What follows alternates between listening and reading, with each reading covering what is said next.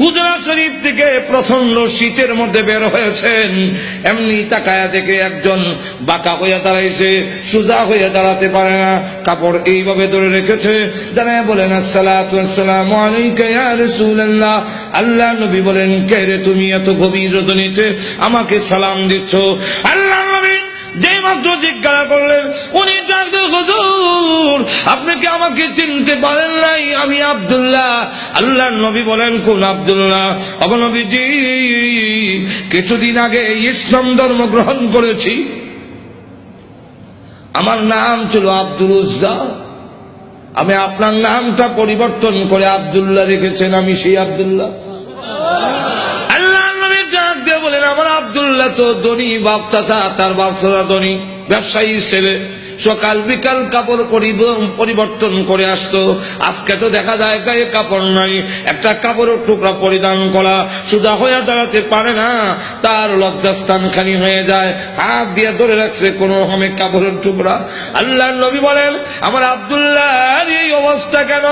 শীতের মধ্যে টরটর করে কাঁপতেছে, কিন্তু কোনো কথা বলে না, কোনো ডাক দেয় না। নবী গো, অপেক্ষায় বসে আছি, কোন সময় আপনি বের হবেন। আপনার নুরানি চারা যদি এক নজর দেখতে পারি, তাহলে আমার অন্তরে আর কোনো দুঃখ থাকবে না। আল্লাহ নবী বলেন, কি হলো তোমার এই অবস্থা কেন? আব্দুল্লাহ, হুজুর আপনার দরবারে কেন আসা যাওয়া করি? আমার চাচা আমাকে বলেছেন বাড়ি ছেড়ে দিতে হবে, আর না হয় মুহাম্মদের দরবার ছেড়ে দিতে হবে।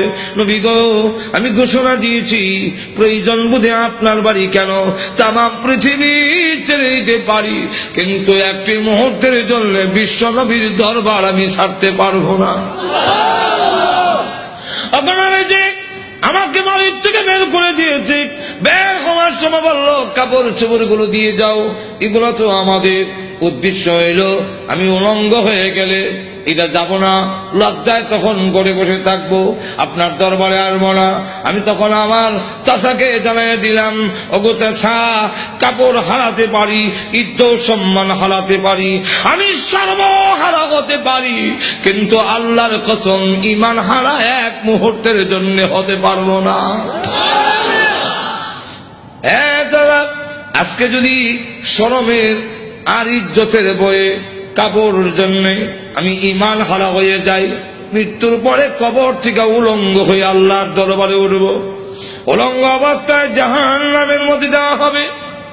আল্লাহর নবী আমার কাপড় চোপড় গুলো রেখে দিয়েছে, আমি আমার মার সামনে দাঁড়ায় বললাম, মা গো, মা একটা কাপড় দেন না, আমি আমার লজ্জাস্থান রেখে বিশ্ব নবীর দরবারে যাব। ওগো মা, একটা নজর যদি আল্লাহর নবীকে দেখতে পারি, তাহলে আমার মনে আর কোনো ব্যথা থাকবে না। এই বলে হুজুর আমার মা একটা কাপড় দিয়েছেন, কোন রকমে লজ্জাস্থান রেখে আপনার হুজুরের সামনে এসে বসে আছি। কোন সময় আপনি বের হবেন, আপনার চেহারা মুবারক একটা নজর দেখার জন্য বসে আছি। নবীজি তার করুণ কাহিনী শুনে বিশ্ব নবী পর্যন্ত চোখের পানি রাখতে পারলেন। আল্লাহ নবী ডাক দেবেন, আব্দুল্লাহ আমার ঘরে আয়, হুজুরের শরীফে আয়, এই নে আমার ব্যবহারের দুইখান কাপড় তোরে দান করলাম। নবীজির দুইখানা কাপড়, ব্যবহারের কাপড়ের দাম আছে না নাই? এরপর থেকে আব্দুল্লাহ যুল বাকাতাইন হয়ে গেল, খালি আব্দুল্লাহ না, এখন টাইটেল লাগছে। আল্লাহ নবী একজন, আব্দুল্লাহ বল তোর কোন আকাঙ্ক্ষা আছেনি? আব্দুল্লাহ হুজুর দুনিয়ার কোন আকাঙ্ক্ষা নাই, আপনার কাছে আমার একটা দরখাস্ত। নবীজি আপনি বলেছেন শাহাদাতের মরণ হইলে মরণের কষ্ট হয় না,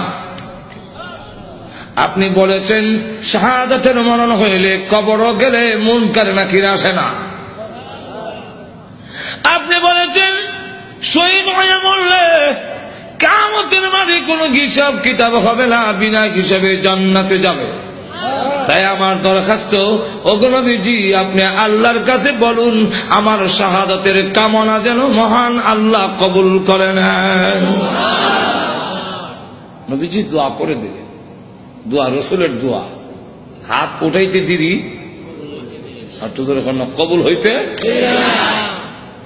আল্লাহ নবী বিশ্ব নবী রাহমাতুল লিল আলামিন দোয়া করে দিলেন। এখন আব্দুল্লাহর জন্য দোয়া কেমন কবুল হয়ে গেছে। তবুকের যুদ্ধে গেলেন, কিন্তু তবুকের যুদ্ধটা হইল না, ফিরে আসবেন। আব্দুল্লাহ রাস্তার মধ্যে অসুস্থ হয়ে গেলেন, সেখানে তিনি ইন্তেকাল করলেন।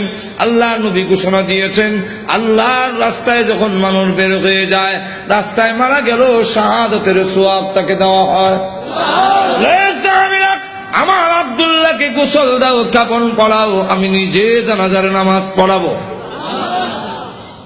নবীজি নিজে জানাজার নামাজ পড়াইয়া লাশ যখন কবরের দিকে নিয়ে যায়, নবীজি পিছনে পিছনে যায়।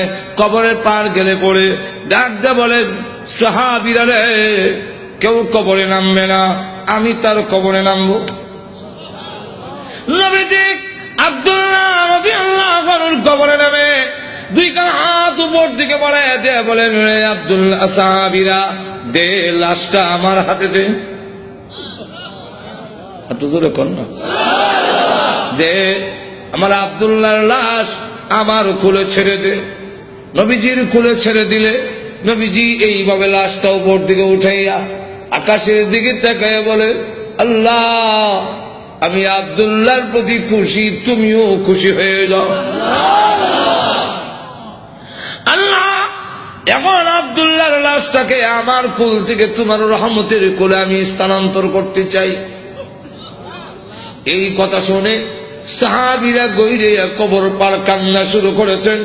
বিশেষ করে সাদ ইবনে আবি ওয়াক্কাস রাদিয়াল্লাহু আনহু ডাক দিয়ে বলে, মাটিতে গইরে কান্না আর বলে, আব্দুল্লাহ রে, এই লাশটা তোর না হইয়া আমার যদি হতো রে, আমার ভাগ্য কত ভালো ছিল রে আব্দুল্লাহ।